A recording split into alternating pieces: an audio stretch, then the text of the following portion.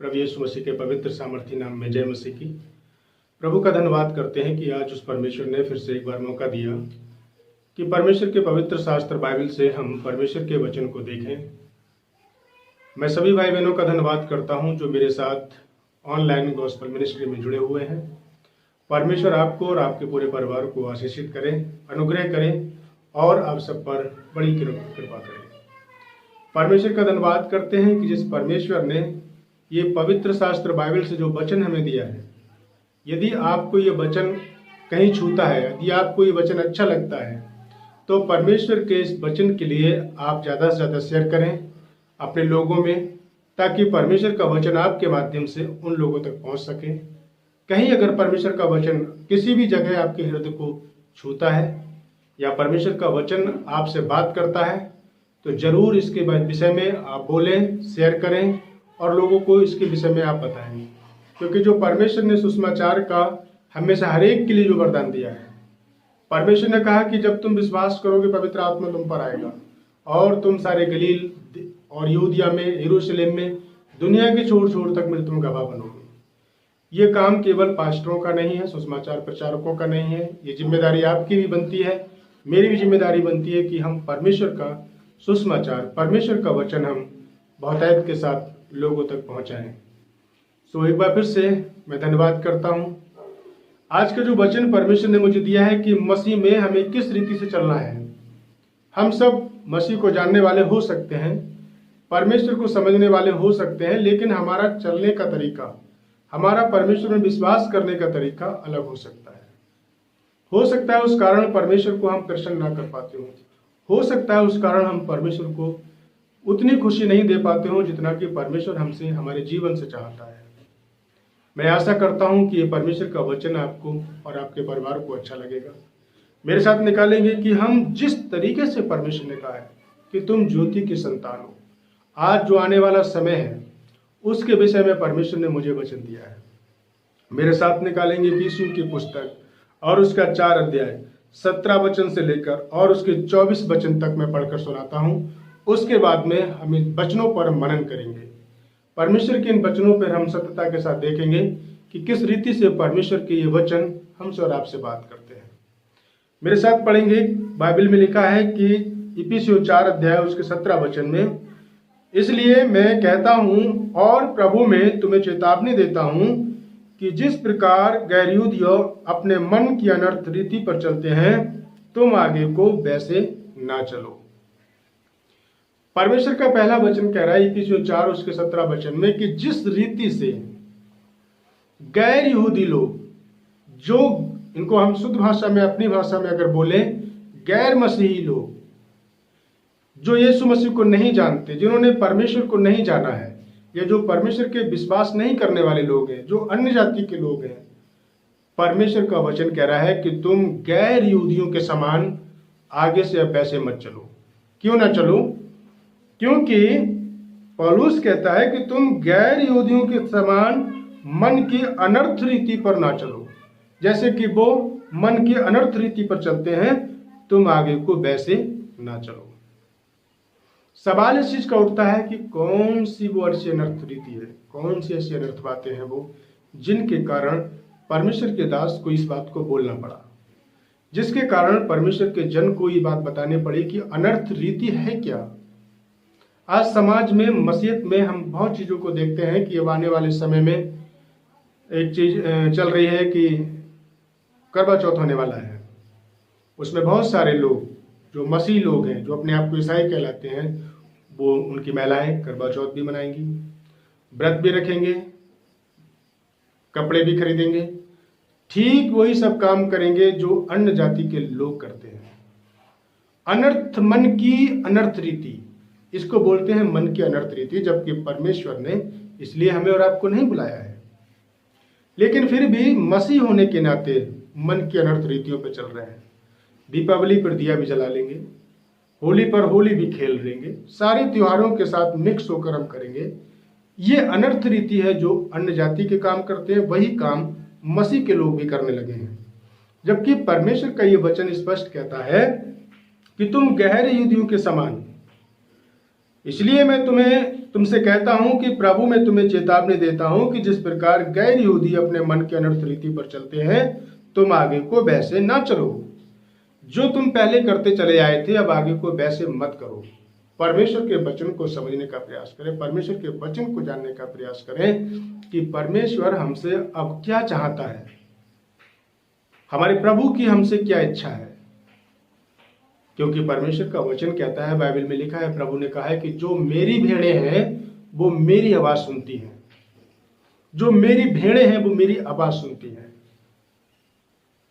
ये नहीं कहा कि कोई और भी सुनेगा, केवल जो यीशु मसीह की भेड़ें हैं वो परमेश्वर की आवाज सुनेंगी। वो अन्य जातियों की आवाज नहीं सुनेंगी, वो किसी और की आवाज नहीं सुनेंगी, वो अपने चरवाहा की आवाज सुनेंगी, वो अपने परमेश्वर की आवाज सुनेंगी। और उसकी आवाज, परमेश्वर का वचन कह रहा है कि जो मेरी भेड़ें हैं वो मेरी आवाज सुनती हैं और वो मेरे पीछे चलती हैं। वो अन्य जातियों के समान उनकी रीति विधियों पर नहीं चलती हैं, वो उनके समान उनके कार्यों में भाग नहीं लेते हैं, वो उनके समान उनके त्योहारों में भाग नहीं लेते हैं। जैसे अन्य जाति के गैर यहूदी लोग अपने मन के अनर्थ रीति पे चल रहे हैं, लेकिन परमेश्वर का वचन कह रहा है कि तुम आगे से वैसे ना चलो, क्योंकि उस अज्ञानता के कारण जो उनमें है और उनके मन की कठोरता के कारण उनकी बुद्धि अंधकार में हो गई। उनके तो चलो ठीक है, वो परमेश्वर को नहीं जानते हैं, मसीह को नहीं जानते हैं, लेकिन उनके मन की कठोरता के कारण, इजरायलियों के मन की कठोरता के कारण परमेश्वर उनको जंगल में नाश करता चला आया। हम सब जानते हैं, ये वचन हम सबका पढ़ा हुआ है कि किस रीति से परमेश्वर मिस्र से इजरायलियों को निकाल कर लाया, कैसे उन्होंने परमेश्वर के कामों से, अपने कामों से परमेश्वर को क्रोध दिलाया, कैसे परमेश्वर उनके बीच में बड़े बड़े काम करता रहा।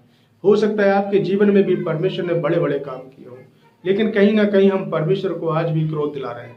हमें इस बात को समझना है कि किन किन कामों में मैं अपने परमेश्वर को कठोरता में क्रोध दिला रहा हूँ, किन किन बातों में मैं अपने सृजनहार परमेश्वर की, उसकी आज्ञाओं का उल्लंघन कर रहा हूँ।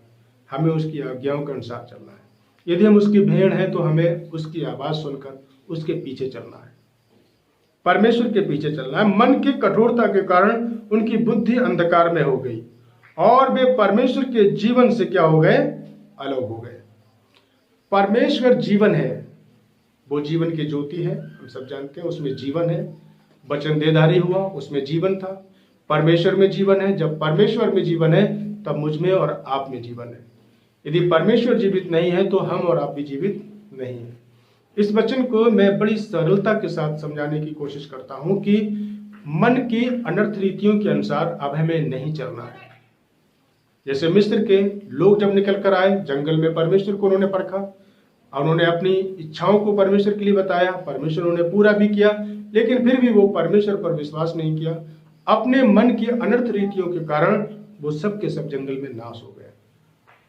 मसीह में मेरे प्यारे बहन और भाइयों, परमेश्वर का वचन कह रहा है कि उसी रीति से तुमने तो मसीह को इस प्रकार नहीं जाना। 20 वचन में, यदि वास्तव में तुमने उसके विषय में सुना और जैसा प्रभु में यीशु में सत्य है उसमें तुम सिखाए भी गए। अब यहां पर हमें आपको समझने की जरूरत है कि जो वचन आपने सुना, जो क्रूस की कथा आपने सुनी, जो प्रभु यीशु मसीह के बारे में आपने सुना कि किस रीति से प्रभु यीशु मसीह ने मेरे और आपके अपराधों को लेकर क्रूस पे चढ़ गया, किस रीति से परमेश्वर ने मेरे और आपके लिए क्रूस उठाया। तो जो संदेश आपने सुना, जो प्रभु में आपने उसके वचन को सुना, क्या उस रीति से आपने परमेश्वर के वचन को माना है?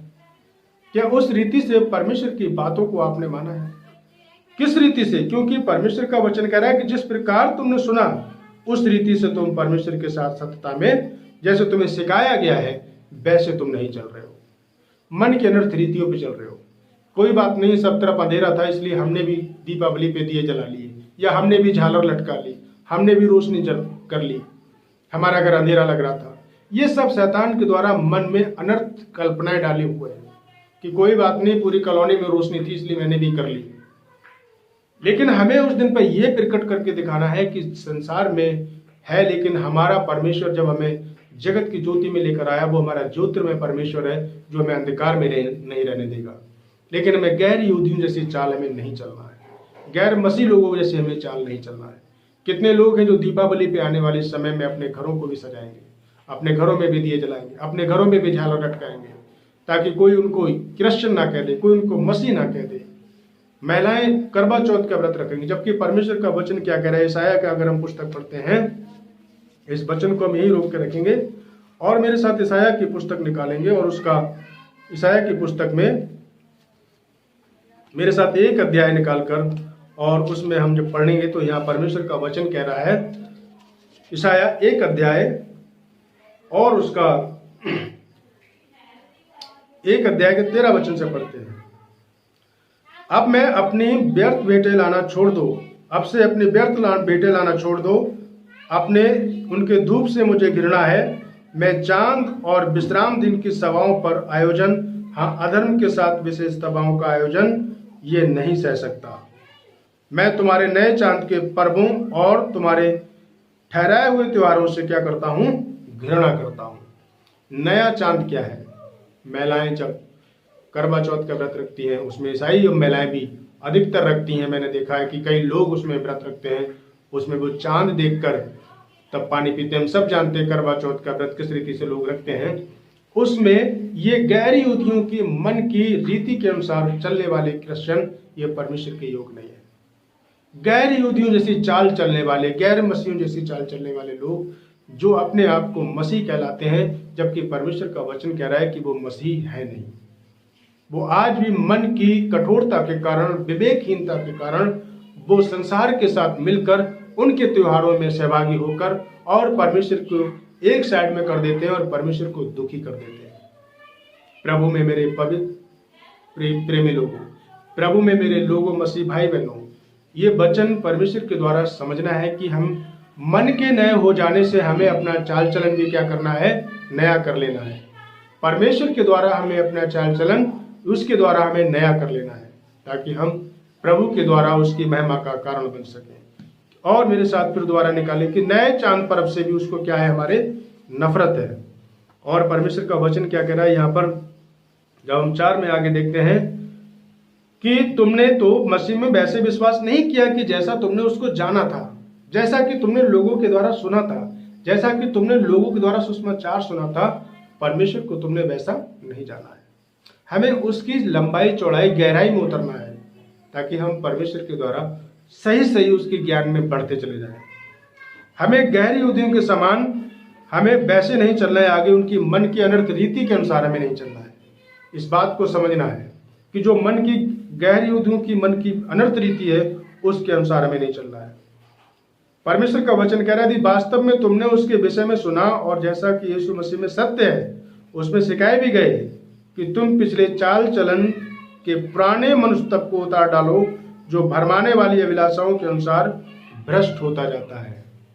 पुराने चाल चलन जब हम मसीह में नहीं थे, जो हमारा मसीह में होने से पहले जो हमारे त्योहार मनाने का तरीका था, जो हमारा संसार के लोगों के साथ मिक्सअप था, जो हमारा उनके साथ रिलेशन था, जिस प्रकार से हम उनके त्योहारों में खुश होते थे या उनके साथ मिलकर हम भी उन खुशियों में शामिल होते थे, हमें उस चाल चलन को अब नए जीवन में प्रवेश नहीं करने देना है, हमें बचा के रखना है। परमेश्वर का वचन कह रहा है कि तुम पिछले चाल चलन के पुराने मनुष्य तत्व को क्या कर दो, उतार दो। पुराने मनुष्य तत्व को उतार दो, जो पिछले चाल चलन था कि मिक्सअप होकर उनके त्योहारों को भी साझा करना है, उनके त्योहारों में भी साझा होना है, उनको हमें क्या कर देना है, उतार देना है। परमेश्वर का वचन कह रहा है। ये वचन परमेश्वर ने मुझे काफी समय से मेरी इस पे बात चल रही थी कि इस वचन के द्वारा मैं लोगों को अवगत कराऊं कि आने वाले समय में जो त्योहार आ रहे हैं उनमें मसीह लोग शामिल ना हों। उनमें अपने घर की महिलाओं को बताएं कि हमारे लिए ये करवा चौथ रखना हमारे और आपका काम नहीं है, ये पुरानी मनुष्य तब का काम था, ये हमारे नए चाल चलन का काम नहीं है। जो हमारे पिछले चाल चलन था, तुम पिछले चाल चलन के पुराने मनुष्य तब को उतार डालो, जो भरमाने वाली अभिलाषाएं थी, जो लोगों को भरमाने वाली अभिलाषाएं थी, उनको प्रभु यीशु मसीह ने क्रूस पर चढ़ा दिया है। वो प्रभु यीशु मसीह के द्वारा क्रूस पर चढ़ाए गए हैं। तो मसीह में मेरे प्यारे बहन और भाइयों, इस वचन को समझना है, आपको इसको शेयर करना, बताना है लोगों के लिए कि अब हमारे लिए पुराने मनुष्य तत्व को क्या करना है, उतार के फेंकना है। हमें मन की वो कठोरता, जो वचन कहता है 4:17 में कि मन की अनर्थ रीति के अनुसार गैर यहूदियों के समान नहीं चलना है, क्योंकि प्रभु यीशु मसीह में हम नई सृष्टि है। उसने हमें नया होने के लिए चुना है, अभिषेकित होने के लिए चुना है। उसने कहा मैंने तुम्हें संसार से खींच कर बाहर निकाल लिया है। और फिर भी आज भी हम संसार में अगर घुसते हैं, संसार की रीतियों में घुसते हैं, तो बाइबल बताती है कि फिर हम परमेश्वर में शामिल नहीं हैं, हम उससे अलग हैं। अपने आप को फिर ये मत कहो कि मैं मसीह का हूँ, या मसीह मुझ में है या मैं ईसाई हूँ।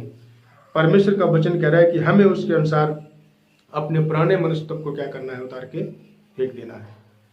परमेश्वर ने हमें नया बनाया है और लिखा है कि और अपने मन के आत्मिक स्वभाव में नए बनते जाओ। अब आपको अपने मन में, ये मन के द्वारा हमें क्या करना है, आत्मिकता में बढ़कर और नया बनते जाना है। मन के आत्मिक स्वभाव में नए बनते जाओ और नए मनुष्य को पहन लो, जो परमेश्वर के स्वरूप सत्य की धार्मिकता और पवित्रता के द्वारा सृजा गया है। यह तब होगा कि जब आप संसार की इन सारी चीजों को छोड़कर, मन की कठोरता को छोड़कर, संसार की रीति विधियों को छोड़कर, जब नए सिरे से हम परमेश्वर के साथ चलेंगे, नई सृष्टि होकर, क्योंकि लिखा है जो मसीह यीशु में है उन पर दंड की आज्ञा अब नहीं है। तो हम जब मसीह यीशु में हैं तो हम नई सृष्टि है, और नई सृष्टि है तो हम पर फिर दंड की आज्ञा नहीं पाई जाती है। हमें अपने पुराने मनुष्य को उतार कर अब मसीह में हमें नए चाल चलन के अनुसार चलना है। बाइबल में लिखा है कि हमें गैर यहूदियों के समान मन की अनर्थ रीति पर नहीं चलना है। हमें मन के विचार हैं उनके अनुसार हमें नहीं चलना है कि लोगों के साथ उनके सारे त्योहारों में भी हम अन्य जातियों के शामिल हों और उनके अनुसार हम उनको खुश करने के लिए हम उनके त्योहारों को माने। मसीह में प्रिय भाई और बहनों, इस बात को समझना है कि परमेश्वर ने हमारे लिए क्षमा किया है। जो हम अज्ञानता में जो काम करते थे, अब जानकारी में आने के बाद, जानने के बाद हम उन कामों को ना करें। परमेश्वर दया करे और हमको हर एक बात में परमेश्वर समझाए, क्योंकि लिखा है कि उस अपने मन के नए हो जाने के कारण अब हमें क्या करना है, मसीह के अनुसार अपना चाल चलन भी नया बनाना है, ताकि हम प्रभु के द्वारा उसके नए चाल चलन के अनुसार चलें, ताकि प्रभु की महिमा हो। उसको नए चांद के त्योहार मनाना, जो लोग चांद के त्योहार मनाते हैं, चांद को देखकर त्योहार मनाते हैं और सूरज को देखकर त्योहार मनाते हैं। विशेष तौर से आने वाले समय में जो करवा चौथ का त्योहार है, मसीह लोगों के लिए वो त्योहार नहीं है, उन महिलाओं के लिए नहीं है जो करवा चौथ का व्रत जो अन्य जाति के लोग रखते हैं, वो क्रिश्चियन लोग भी रखते हैं महिलाएं। दीपावली क्रिश्चियन लोगों के लिए नहीं है, वो हमारे लिए, परमेश्वर के लिए ठहराया हुआ पर्व नहीं है, क्योंकि परमेश्वर ने साफ मना करा कि मैं तुम्हारे त्योहारों से और तुम्हारे इस प्रकार के ठहराए हुए पर्वों से मुझे क्या है, नफरत है, मैं घृणा करता हूं उनसे। सो प्रभु में मेरे सभी बहन भाइयों के लिए परमेश्वर के इस वचन को मैं स्मरण दिलाकर आपको चेतावनी चिताता हूं कि तुम अब गैर यहूदियों के समान मन की कठोरता के कारण अनुचित रीति से, जो संसार के लोग जिन त्योहारों को मनाते हैं, उनसे अपने आप को बचाकर और अपने मन के आध्यात्मिकता के कारण, नए हो जाने के कारण प्रभु में आगे बढ़ते चले जाओ। लास्ट वचन में बोलकर परमेश्वर के द्वारा आशीष मांगता हूँ कि अपने मन के नए मनुष्य को क्या कर लो, पहन लो, जो परमेश्वर के द्वारा, परमेश्वर के अनुरूप सत्य की धार्मिकता के और पवित्र के द्वारा, परमेश्वर की पवित्रता के द्वारा वो सृजा गया है। जो परमेश्वर की पवित्रता के द्वारा, जिस परमेश्वर ने पवित्र आत्मा के द्वारा आपको यीशु मसीह का नाम आपके जीवन में प्रकट किया, उस परमेश्वर की आत्मा को शोकित मत करो, बल्कि मन के नए हो जाने के कारण अपने चाल चलन को भी मसीह के योग ठहरा लो। परमेश्वर का वचन कहता है, इजरायलियों के समान हमें परमेश्वर को बार बार परखना नहीं है, बार बार हमें परमेश्वर के लिए क्रोधित नहीं करना है।